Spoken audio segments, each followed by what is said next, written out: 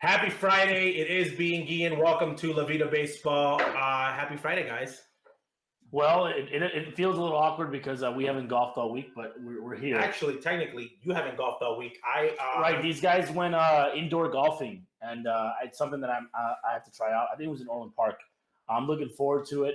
We got to find things to do now because there's rumors of another potential lockdown advisory to stay home. Advisory. Well, that's the same way. Like advisories, like we are in another state. We cannot make people do stuff, but we suggest, hey, you do this, we better off to it.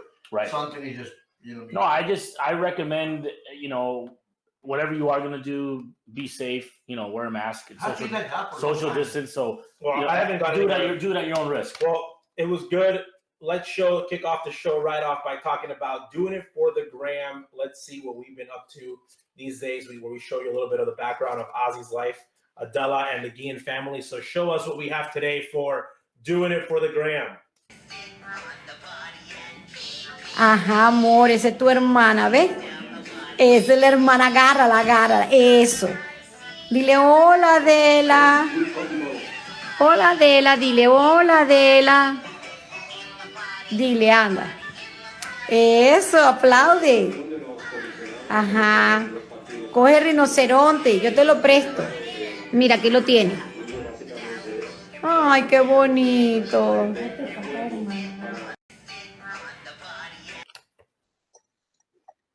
Well, this is basic. Adela's obsessed with animals, and she doesn't acknowledge that her brother even exists. If you guys can see in this video, she doesn't even flinch. She doesn't turn. He's trying to get her attention. This is at my mom's house, like less than a mile down the road. But yeah, he doesn't. By the way, so do you know what they call Ozzy right there? What? Jeff Lumhouse. No. And that's the media. And Jeff Lumhouse is trying to get the attention of the media that he's still outside of baseball. But not even. I've seen this video. I love Adela. I want to just grab her and just spank her. No, she's little. So let's see the second video. Care about my man. Let's see the second video of doing it for the gram. Let's check it out. El Capitan. And it's also, again, part two. He's getting mobile. He's moving, trying to open the door. Again, enjoying the kids as much as possible, mixing a little bit of family life with some baseball because, it is a packed day for us today here on the show with so much baseball news. And I guess we're going to kick it off after doing it for the gram real quick. Believe it or not, a Bean Guillén statistic. Believe it or not, no DUIs, never been arrested yet. Again, it's easier for me because I'm actually sober. So if you don't drink, it's easier for you not to get one. But news gets kicked off that manager Tony La Russa. Well, actually, yeah. Nobody on this panel has, knock on wood, has actually been officially arrested officially arrested. I'm sure there was times that they've been put in a paddy wagon or cop shows up to a party. That's not me. I'm talking about arrested, booked, like taking a picture. Not college. I want to scare you. Right. I'm talking. No one here has been officially arrested. No one ever here has had a DUI. Knock on wood. Drinking and driving. It's always been serious. It gets more serious as time goes on because now we have. It's not like it wasn't a 9. Now we have Ubers, and Ubers aren't expensive. So go right along to it. No, I just think drinking and driving again.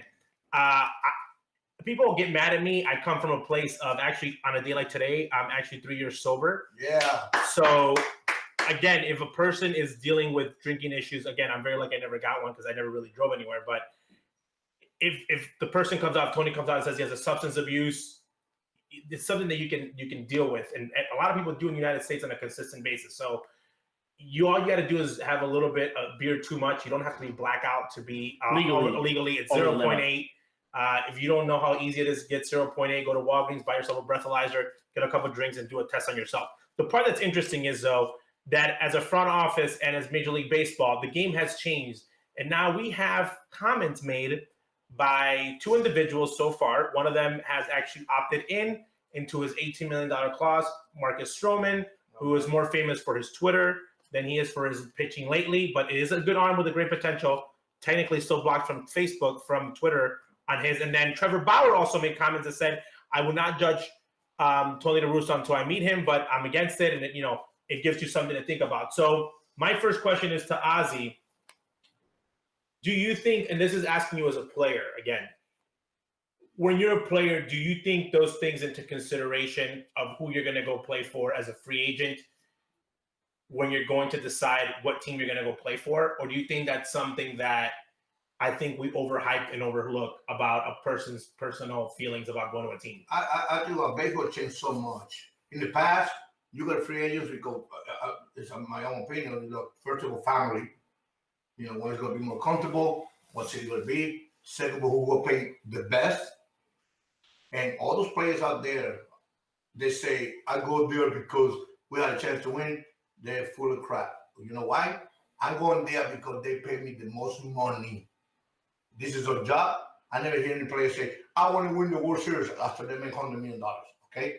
That's a fact. No, you say the players always say after they got to sign free agent, I go to this ball club because we got a chance to win the World Series. Just after the fact. After they already make the money. I don't see no guy in second year in the Got it. second year really say, oh, I signed a contract here when I was in college because I want to make it to the World Series my first 2 years in the big league. I think that's overrated. Now players say, who's the pitching coach, who's my hitting coach, who's going to be my GM, change. Yeah, I know. I'm not criticize this kid. What's his name? The Mets. Stroman. Stroman. But it's what he say, what he believe, what he think. But I think it's a little bit overrated to judge a man you don't know. First of all, you don't know him. Second of all, nobody from the White Sox organization even tried to call him to be part of this ball club. That's something I hated too. I said, listen, if you think about it, but the knee down, knee up, Black Matter, I agree with that. I'm supporting that 100%. I just told her Ben yesterday about this. But when you judge a guy, like I never go there because that man is a manager, you never play for a better manager than that guy. Sorry. Oh yeah, you did. They played for Jim Leland in the game. Then the classic. In the classic. Yeah, let me hold on real quick on that before you get into that. The issue that I had with his comments, it wasn't the comments. It was when they were said. Had he said that he had an issue with Tony making his comments about taking the knee, I would have totally respected that. But he came out and said, oh no, I don't know the guy, I won't take it personal.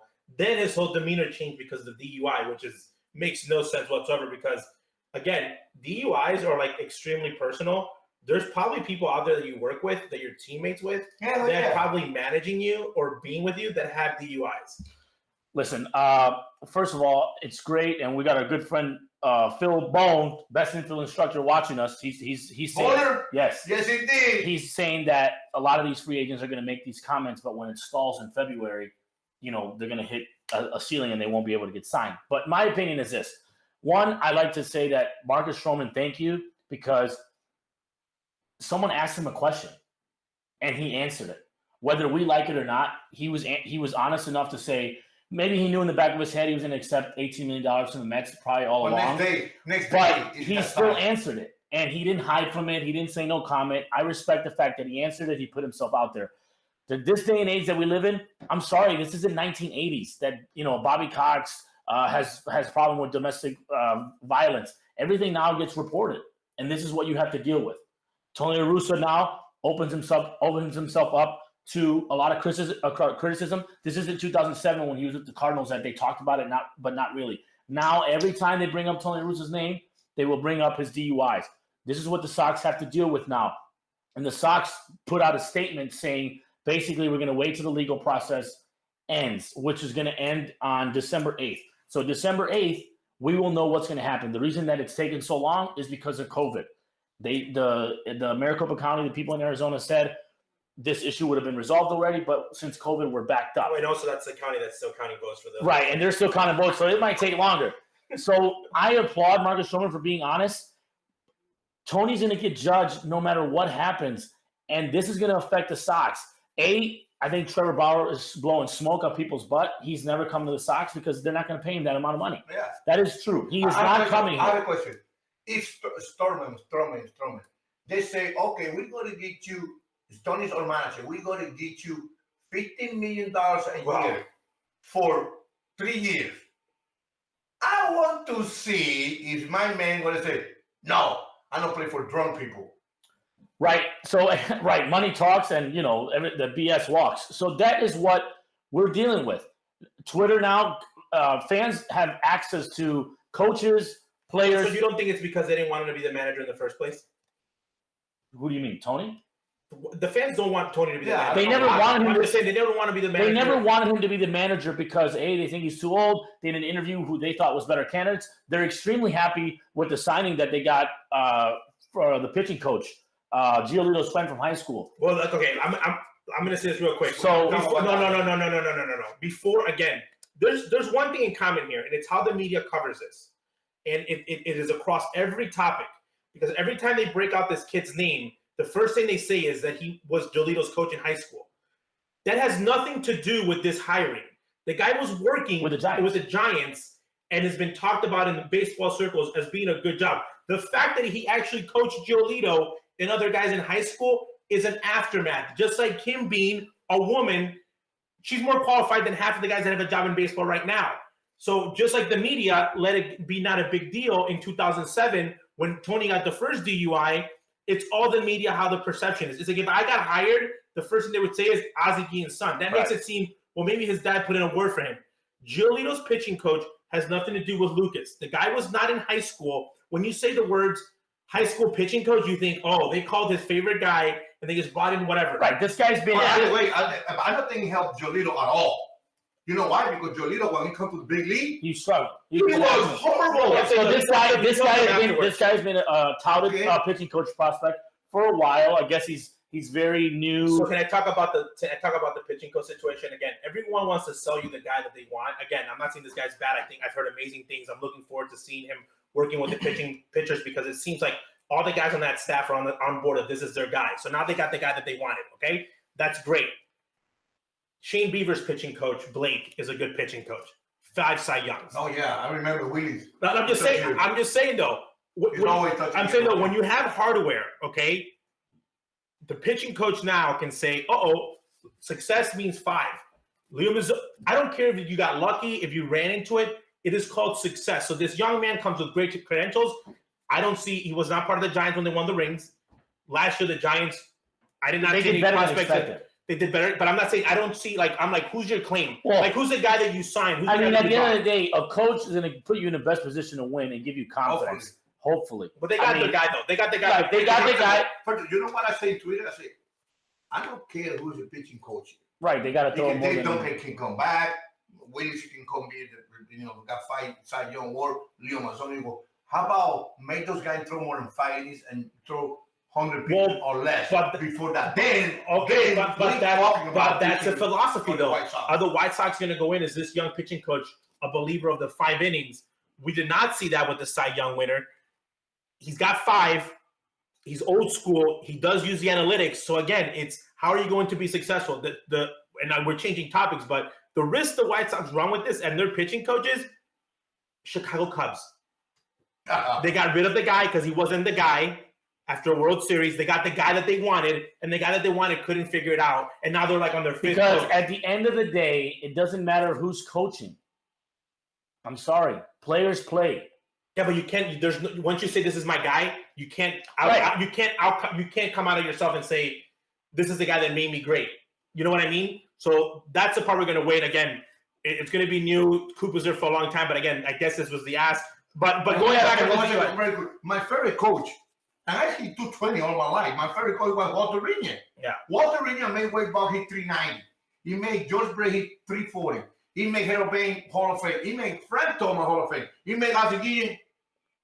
No. Well, I'm just saying. We have someone asking, not to exonerate on the bad decision by Tony, but has there ever been any tales of his drinking affecting his work? Probably not. No.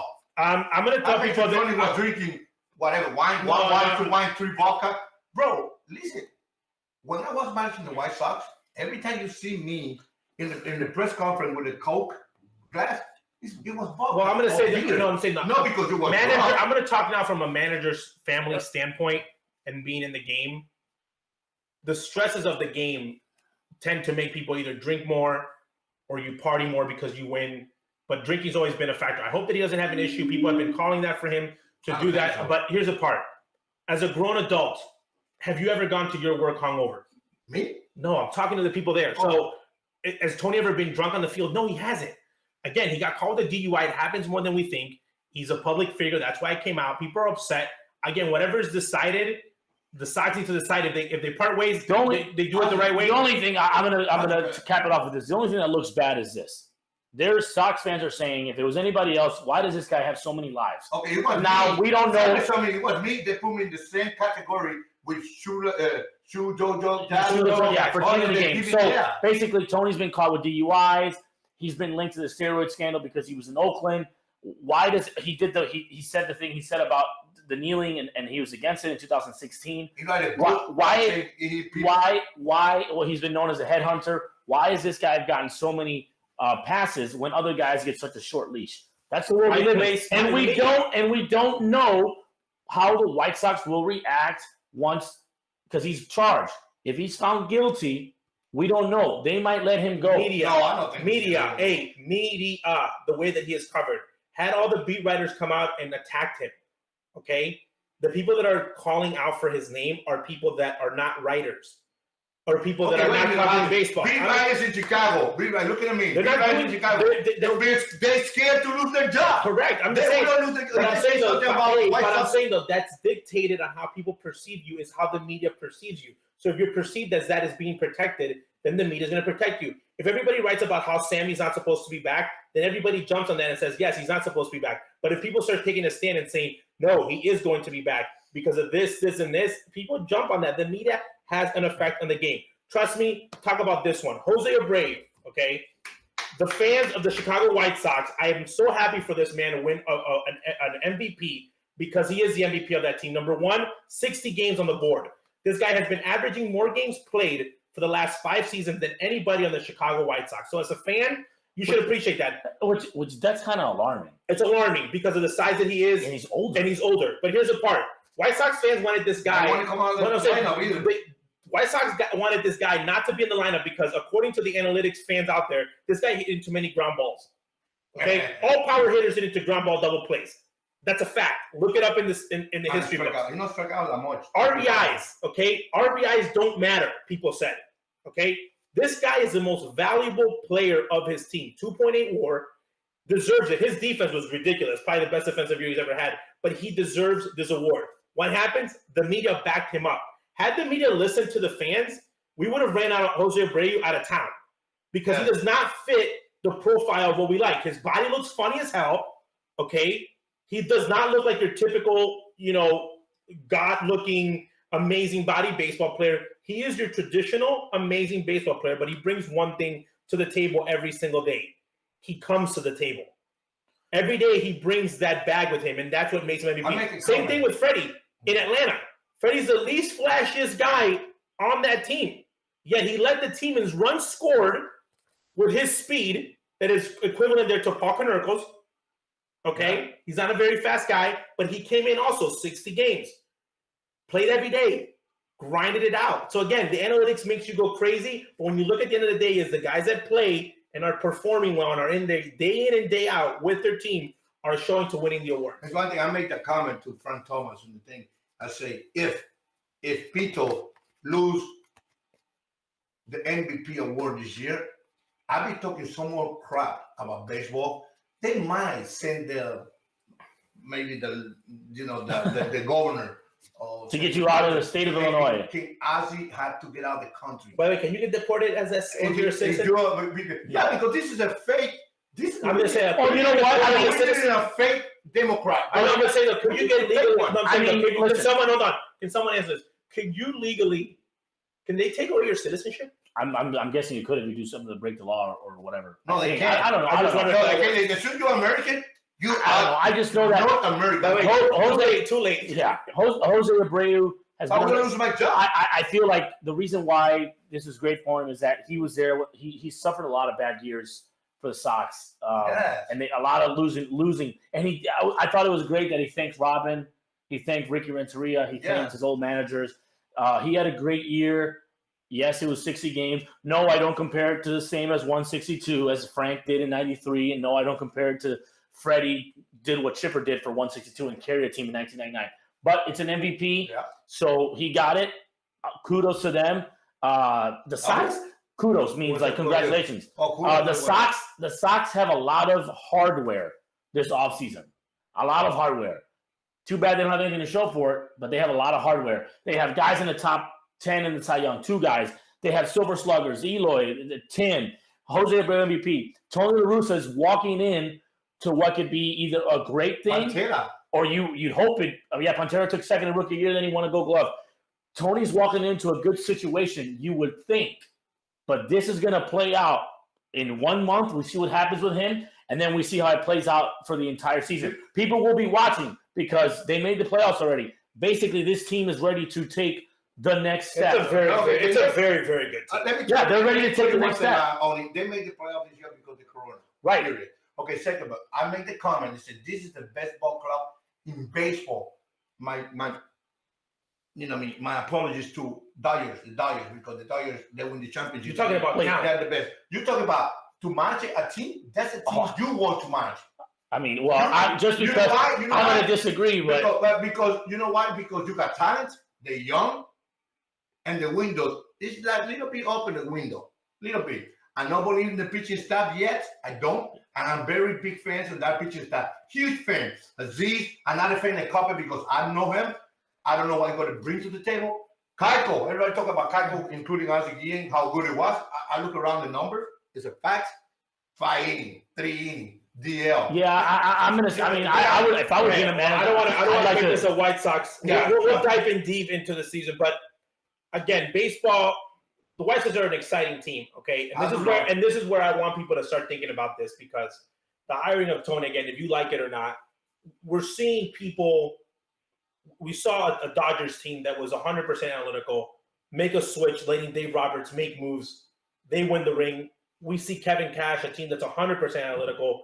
He sticks to his numbers. He doesn't get the ring. Could have happened in a game 7. Analytical, but the Dodgers, how much money they pay? Oh, I know, but I'm talking about the philosophy of building a team. Yeah, wow. Okay? By the way, there's philosophies of building a team 100% on the computer. The Pirates are like that. The Mariners are like that, and they're not seeing success. 2 people were hired this week, okay? 2 people that we happen to know very well. First, I got to congratulate Perry in Anaheim, because this young man and his family, I call him the first family of baseball. His father was a very loved man as a visiting clubhouse attendant. The reason that I am a Rangers fan, his father, Zach. But Perry has put in work not only in a clubhouse, which I think gives you the best school on how to deal with players on an everyday basis as a clubhouse attendant. But then he started his career off as being Buck Showalter's right-hand guy in scouting. And this is like early 2000s when Buck was there. And he's basically been in baseball throughout this numbers revolution. So he understands the analytics, but has a very, very, very strong player development background. And when I say player development background, Oni knows what that means. You know what that means looking at a player and saying, man, this guy can do this, this guy can do that. And then combining it with the numbers. Great pick by Anaheim. They gave him a 4-year deal, so he was smart. I think they're going to do great things. That team has a lot of good players. Couple good moves. They might be contenders sooner than later. Yeah, I mean, to me, I remember when he used to work in the clubhouse in Arlington. My favorite boy. And I'm just going to say this. Artie Moreno, Perry, and Joe Madden. That's a good combination. I think they can do something there because Artie's not scared to spend. No. And Perry and Joe Madden's going to help him. And Perry, I mean, it's a good combination. And I think Anaheim, look out for them. They should do some things in the next 2 or 3 years. There's a race with the Mets. Again, 2 teams that have talent. They still have Mike Trout. Right. You have a guy to build around. And Shohei. And Shohei. So they have and Rendon. So how about Tolotani say, you are a hero? Maybe they decide that. Okay. I think Anaheim and the Mets should be teams that are coming and they're going to be very good in the future. They should be, because I know the Mets guy, he's not scared to spend money. He's going to spend. So the next hire, okay, Kim. Oh, God. Is a White Sox protege, meaning she's another White Sox intern that makes it big. But No, White Sox intern maybe the only one that can be. No, Dombrowski. There's a whole. Oh, Danny Evans. A lot. The White Sox intern list is probably the most successful intern list in a long time. They've had a lot of talent, but no. So I don't want to take away from the fact that she is a woman, okay? Because it is historical. Because it's the first time as a dad of a daughter, okay, was going to have deep roots in baseball. I didn't get to play baseball past the college level. You can argue that I shouldn't have been playing at the college level, to be honest. You can make that argument. But I don't think that being in a front office, especially how the game is going now, that you have to have a big league uniform. So for someone like Kim to be able to have 30 years in baseball, 30 years plus, multiple rings, and show little girls like my daughter that now it is possible to break that roof, to be a general manager of a big league team if you want to. It is possible. That we celebrate. The fact that I love about this is that this was not a move of a PR move. Let's get a woman in there because there's a woman vice president, and let's get any woman in there because it qualifies, and let's just check the box. No. She should have been a general manager a long time ago. Well, 30 years plus. With the Dodgers. But she was Ned Colletti. She lost to a candidate, but this is the best thing you know about her. Ned Colletti loses. Ned's first move is make sure the assistant. She assisted Cashman. She's worked in Major League Baseball. 30 years plus, has a lot of success, okay? Knows old school baseball, a very strong background on player development, arbitration. Okay, was the first woman to win an arbitration case in the Alex Fernandez 1995 case. Was Ron Schuler's right-hand person, okay? Things happened in the south side of Chicago where Kim and Danny Evans were the next White Sox generation. Kenny Williams came from the back, kind of took that swoop. Everyone kind of spread out. But Kim has won in the past, has had success. And that Yankees connection, okay, Derek Jeter, okay, as much as he loves analytics and change, he is bringing people into the front office from his past that he has seen had success. Right, and I'm going to shout out to Derek Jeter again. It always seems like, his team had a good season. His manager won the Manager of the Year. They made the playoffs. Now he does this. He feels like he's always at the forefront of something. A great hire. The resume, you can't argue with it. Nope. That's what makes it great. The resume is there. She's put in the hard work. They got something cooking in Miami, and as someone that's watching this, does it matter who they make the GM? Can they connect with the fan base? No. I'm going to say this real quick. If you're a Miami Marlins fan, unless you got Pitbull every day, and I don't think even Pitbull, I'm tired of the fans not going to Marlins Stadium to be blamed on ownership. Jeffrey Loria and David Sampson did everything in that front office to bring people to the stands. Derek Jeter does everything to bring people to the stands.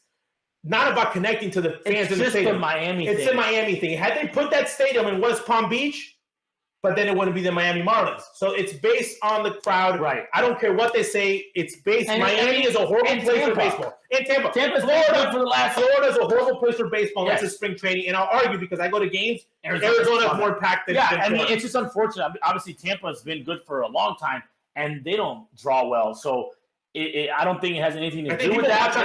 Let's talk about Kim 1 second because I'm very proud because I know her. So you've known her for a long time. She was an intern with the White Sox when you were a player. She was an intern with Jack Gould.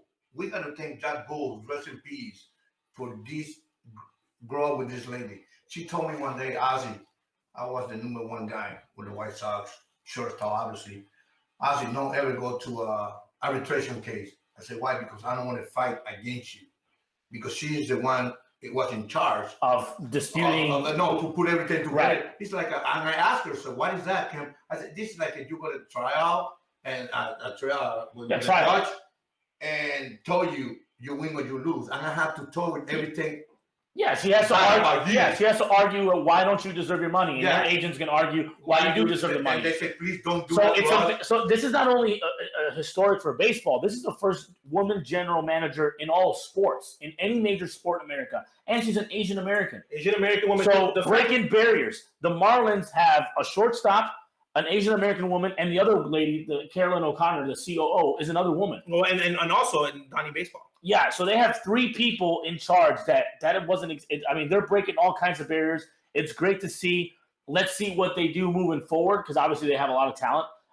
But it's exciting to see congratulations to the Marlins. Congratulations to all the women. And I know now, we don't know yet, but President-elect Joe Biden has a VP, Kamala Harris, and she was also the first one to do it. So, but I think from a baseball standpoint, okay, we saw the first woman coach, saw the first woman broadcast play-by-play in Baltimore, woman coach in the Giants. But I love the Kim move because Donnie Baseball wins the Manager of the Year. He's a baseball guy, okay? You got Derek Jeter, who's a baseball guy. And when I say baseball guy, it means that when I say a baseball guy, it means that they're coming in and they're not telling people what you're saying is wrong, which has been the case with analytical people that come in and say you have to fire everyone who's in scouting. They're bringing both worlds together. Derek is bringing that past success that he's had with the Yankees and bringing people in that are going to be the fit. So from and also letting go. Letting go. Mike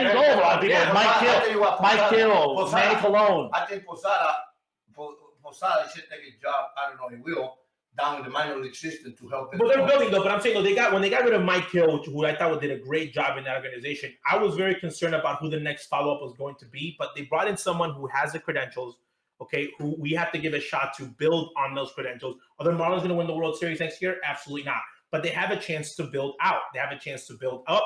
They have a chance to compete, and they will compete. So a new sheriff in town is in Miami. They will have a good thing. She's great with money. Building arbitration cases is like her go-to. She knows every part of the baseball. She knows every part of baseball. Yeah, she's worked in the MLB front office also. And everyone wants to go with her too. This is the other thing. When you have someone, this is the part that's interesting, okay?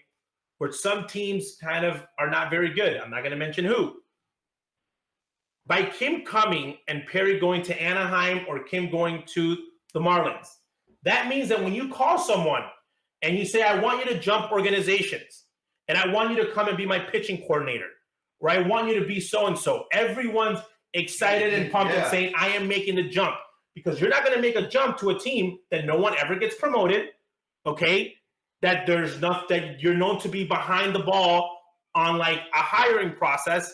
So that all takes into consideration. As people are concerned about, is this player going to work here? You should be more concerned because there's people in the front office that say, I'm not going to work in that front office. Why? Once you go to that front office, you go there to die. Right. It means no one gets hired of that. And we have a good comment from Eddie Cass. Says, bottom line is that the color, sex shouldn't matter. Can she do the job is a question. People shouldn't be hired because of the first of something.